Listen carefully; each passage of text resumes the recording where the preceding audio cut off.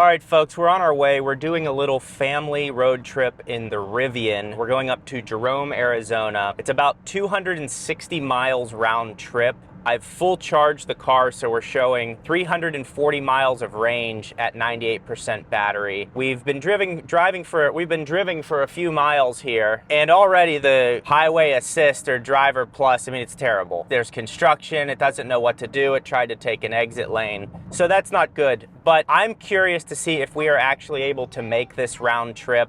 Running air conditioning, it's 93 degrees outside, getting up to over 100 today. Now the other thing, we have 2 car seats in the back, and you'd think in a truck this big, you'd be able to easily fit in here.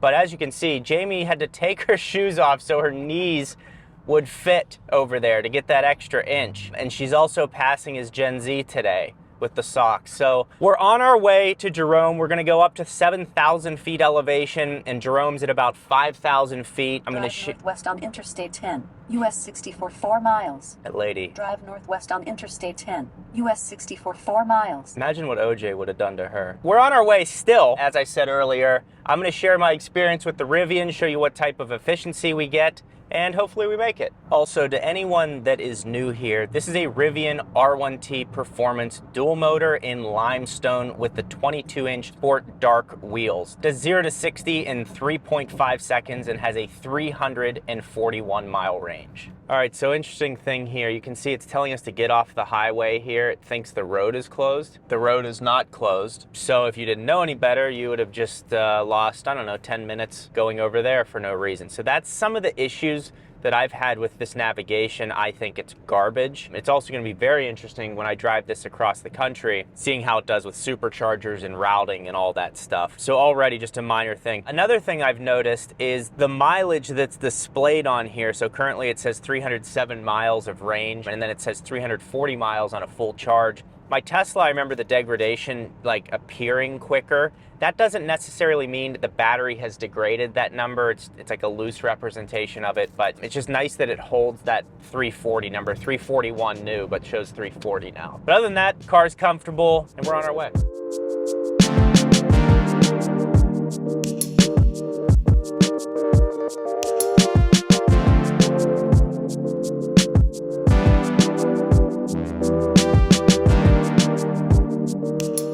Brief pit stop at McDonald's. If you're not from Earth, McDonald's is like it's a health facility. Daughter has to go pee and potty. So we're gonna do that, and then we'll be back on the road. Look at this, they're showing the aerodynamic efficiency of this 26-foot super mover. Cab skirt, streamlining bumper, and a gentle ride van. Pull out your wallet and throw out your wife. We're moving, baby. Not you though, wouldn't throw you out, right?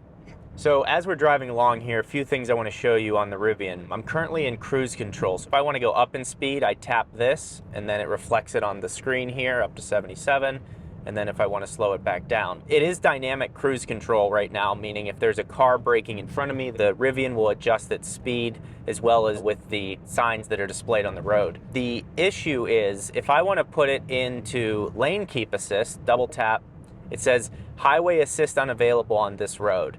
So you can see how limited it is, whereas my Tesla's autopilot, which comes with every Tesla for free, will drive on any road and it will keep within the lanes and everything like that. It's kind of a shame that it's limited like that. Now, having dynamic cruise control is nice, but even basic cars have lane keep assist with cruise control.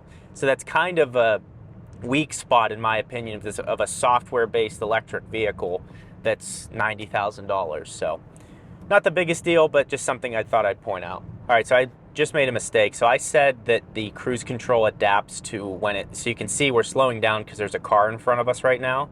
So that's good. And I said that the cruise control adapts when it sees speed limit signs. It notices the speed limit signs, but it doesn't adapt your speed. So if you get a speeding ticket, now that's off me, that's on you.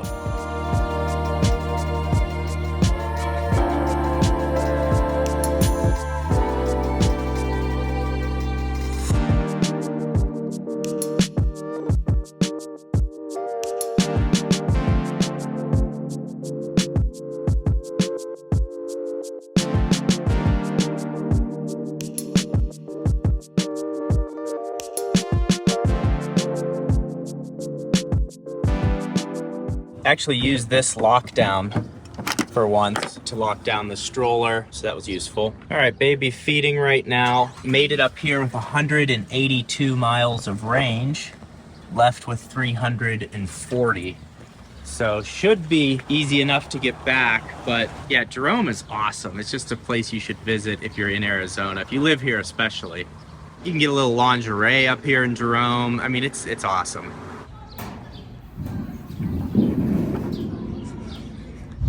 I can't believe Lana did this. Just lean on your butt. You're gonna have to rely on those cheeks to keep you. Oh, oh! That's a cheek eater. No skids though. All right, so I was able to cool the car down before we were coming back to it. Did lose a few, lost a few Cheerios, which is fine. I mean, it's only, you know, 300-400 of them, which isn't bad, but we'll clean those out. Shout out to the Pittsburgh Zoo and Aquarium. But yeah, so here's like just a, I don't know, you can see it's just tight back here with two rear-facing car seats. It'd be fine with front, but again, having the gear tunnel or the adventure hole, very helpful if you want to just store your drone in there.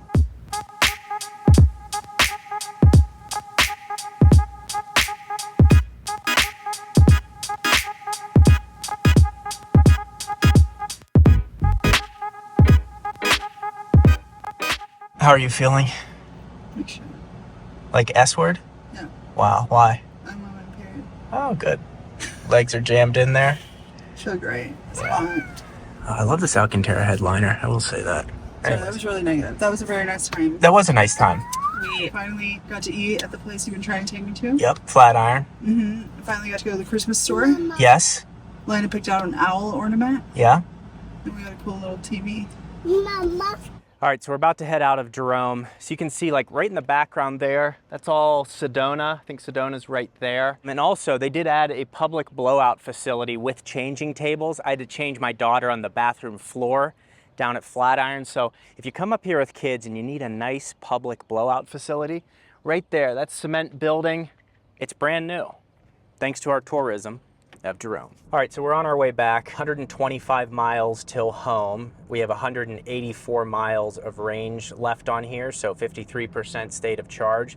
Now home, again, we're going from high elevation down to about 1,100 feet, so should be a lot more efficient on the way back. I'm curious to see how close it's going to be on our way home. Overall though, the suspension, it's very comfortable. The cooled seats are excellent. And the cooled seats, you're able to remotely turn on while you turn on the AC for the car. You can do that in Teslas too, but it just it's a very comfortable vehicle to be driving around in. And we were able to remove charging stops and just go directly home because it should be enough. I just don't want to stop close to home and charge up. So that's, I don't know, that's just one of the things with EVs, because you can fill up at a gas station in less than 5 minutes and be gone.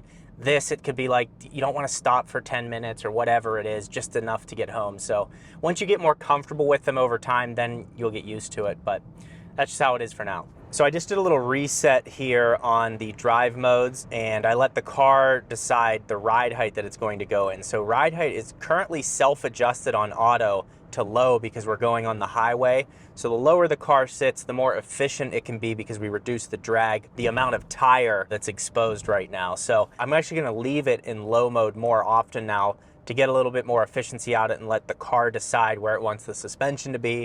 And then if I want to change it, I can easily do that. But I do think the air suspension on this is so fun. Not only does it ride well, it can totally change and enhance the vehicle in ways that you just can't with a fixed suspension. Especially in sport mode, when you lower it and put it in firm, you could easily drive it on a track and it's very rigid. So very cool feature. Another thing, we went to the Golden Arches again, this time to actually make a purchase. We got a large Diet Coke and we pulled into KFC first, and Jamie goes, if they have Pepsi products, I'm going to die. And they had Pepsi products. So we had to go to McDonald's to get Coke. And the question is very simple, Coke or Pepsi, folks? Let me know in the comments, Coke or Pepsi. We need to get this settled. More specifically. Could have an accident, Film the accident. Oh. No accident, damn. All right. That'd have been good for the views, you know? Oh, I'm obviously kidding. I'm happy for them. It's a nice Cayenne. The true question, because I think this is more important. What's the question? Diet Coke versus Diet Pepsi. Ooh. And I'll go with Cherry Coke versus Cherry Pepsi. We'll throw those out there. And No then one drinks those. Oh, well, you have to be, like, these are high caliber people are drinking the cherries. Right. Then the other question is, you know, Dr. Pepper just outsold Pepsi for the first time. So, you know, eat your heart out. It's a matter of time. Before It's a they matter of outsell time. Coke. And wait till they find out about Squirt. Wait till they find out about Mr. Pibb from the, you know. But he's not a doctor. Yeah, but he's a mister. He's the Pibb, the maestro, some say. I think controversial. I think Dr. Pepper's a lady. Dr. Pepper is a lady? That's true. Doctors can be women, huh? Also, we're back in standard ride height mode. This suspension adjusting itself has me riled up. Let's get in front of this Bronco here. I love when people act like they don't have brakes in their car and they run up into your tailgate. It's like, dude, you saw me turning, you know? Anyways, my ears are popping. Also, we set a new record, 6,037 feet, it says. Go ahead, sir. Go ahead. Okay. I didn't mean, I was on cruise control, so the car accelerated. The other thing, we set a new record, 6,000 feet elevation. The problem is, on top of Mount Mingus, it's 7,000 feet. So on this trip, it was 240.6 miles, going up crazy elevation. I wasn't worried about my speed or not using the air conditioning. I preconditioned the car before we got back in it, and that gave us 2.49 miles per kilowatt hour and 97 kilowatt hours used of the 135 kilowatt hour battery pack. Now, if you take that 2.49, that means we're getting 336 miles of range, which is almost exactly what the car presents. So you actually get the miles that they advertise. Now, if you want to see how much it costs to lease this Rivian R1T, click this video right here.